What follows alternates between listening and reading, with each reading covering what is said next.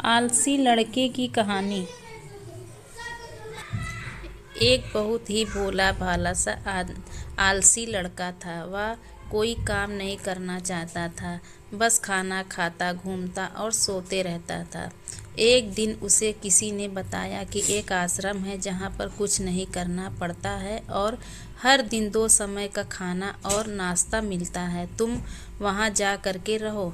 उस आलसी लड़के ने सोचा कि ये तो बहुत ही बढ़िया है और वह उस आश्रम में जाकर रहने को सोचा और फिर वह भोला भाला आलसी लड़का अपना सारा सांसारिक जीवन छोड़कर उस आश्रम में जाकर रहने लगा। आश्रम में गुरुजी रहते थे। वह कुछ समय सबको प्रवचन देते हैं। वह आलसी लड़का सुनता था, बाकी सब समय आराम करता था और फिर भर पेट खाना खाकर सो जाता था। ऐसे ही उस लड़के का दिन गुजरता गया। एक दिन उस आश्रम में कुछ भी नहीं बना। नाश्ते के समय नाश्ता नहीं मिला। उसने सोचा नाश्ता नहीं मिला, भोजन तो मिलेगा। अब भोजन के समय भी उसे भोजन नहीं मिला। लड़का दौड़ करके गुरुजी के पास गया और उसने पूछा कि आज भोजन क्यों नहीं बना। गुरुजी ने कहा कि बेटा, आज एकादशी है और जितने भी आश्रम के सदस्य हैं उनका उपवास है और तुम्हारा भी आज उपवास है। आज भोजन नहीं बनेगा। वह लड़का आलसी था और उसे भूख भी बहुत लगता था। उसने गुरुजी से बोला कि मैं उपवास नहीं रखूँगा, मुझे भूख लगी है, मैं खाना खाऊँगा। गुरुजी ने बोला ठीक है, जाओ भंडारे में से सामान ले करके आओ और आश्रम में नहीं, बाहर ले जा करके बना लो। लेकिन याद रखना, भोजन बनाने के बाद सबसे पहला भोग भगवान को लगाना और फिर तुम प्रसाद खाना।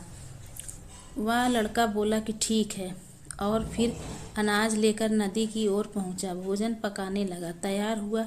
उसके बाद कहने लगा कि भगवान श्री राम आइए, पधारिए, भोग लगाइए। अब जब उसे लगा कि भगवान तो आ नहीं रहे हैं, तो फिर कहने लगा कि मुझे मालूम है आपको तो अच्छा खाने की आदत है। मैं बना नहीं पाया, मुझे अच्छा भोजन बनाने भी नहीं आता, लेकिन जो भी रूखा सूखा बना है आकर खा लीजिए। भगवान श्री राम उसकी सरलता पर बहुत ही प्रसन्न हुए और उस लड़के को दर्शन दे दिए। उसने देखा कि भगवान श्री राम आए हुए हैं और उनके साथ में माता सीता भी आई हुई हैं, लेकिन लड़के ने सिर्फ 2 लोगों।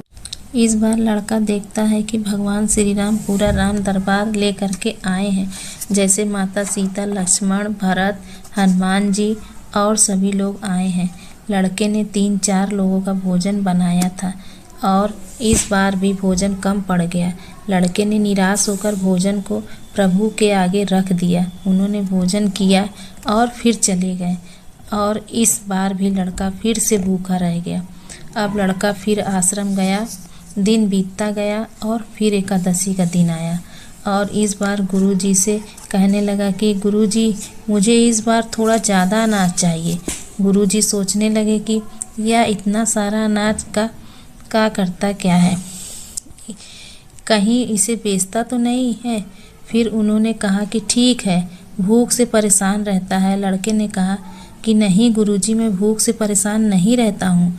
प्रभु के साथ बहुत लोग आते हैं, उन्होंने भी तो भोजन करना पड़ता है।